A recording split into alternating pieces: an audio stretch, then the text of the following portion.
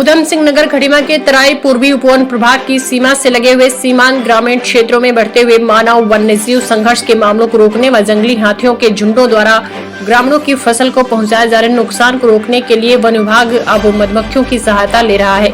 तराई पूर्वी उपवन प्रभाग की प्रभागी अधिकारी संचिता वर्मा ने जानकारी देते हुए बताया कि वन विभाग के द्वारा वन क्षेत्र से लगे सीमांत ग्रामीण आबादी क्षेत्रों को सुरक्षित रखने हेतु प्राकृतिक सुरक्षा ढाल के तौर पर बिहाई फेंसिंग का उपयोग किया जाना शुरू कर दिया गया है,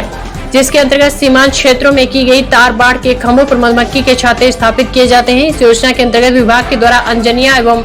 नौगवानाथ ग्रामीण क्षेत्र से लगी वन सीमा पर बी हाई फेंसिंग की गई है। प्राकृतिक तौर पर ज्यादातर वन्य प्राणियों के साथ हाथी जैसे बड़े वन्य पशु भी मधुमक्खियों द्वारा उत्पन्न की जाने वाले तीव्र ध्वनि और उनके घातक हमले से भयभीत होते हैं।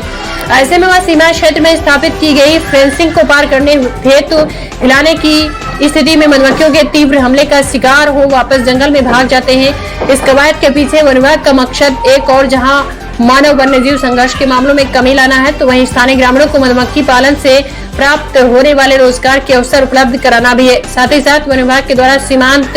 ग्रामीण क्षेत्रों में आमजन को जंगल से दूर रहने की हिदायत देने हेतु मुनादी भी लगातार करवाई जा रही है।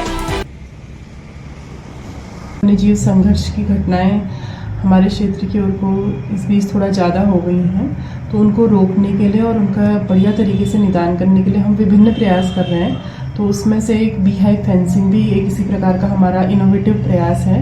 कि हम जो हमारे गांव हैं वन क्षेत्रों से लगे वहाँ पर हम बी हाई फेंसिंग लगाकर एक अल्टरनेट एक स्वरोजगार का ग्रामवासियों को माध्यम भी उपलब्ध करा सकें और साथ साथ हाथियों के आने से जो भी फसल इत्यादि का नुकसान या जो भी जनहानि होती है उससे हम बच पाएँ। साथ साथ हम मानव वन्य जीव संघर्ष को रोकने के लिए हमारे जो वन क्षेत्र हैं तो उनमें लगातार मुनादी करा रहे हैं, लोगों को सचेत कर रहे हैं कि आप लोग अकारण या अकेले किसी भी तरीके से वन क्षेत्रों की ओर को ना जाएं, जिससे किसी भी प्रकार की जनहानि से जनधन की हानि से बचा जा सके। और हमारे प्रयास लगातार जारी रहेंगे कि इस प्रकार की घटनाओं की पुनरावृत्ति भविष्य में न हो।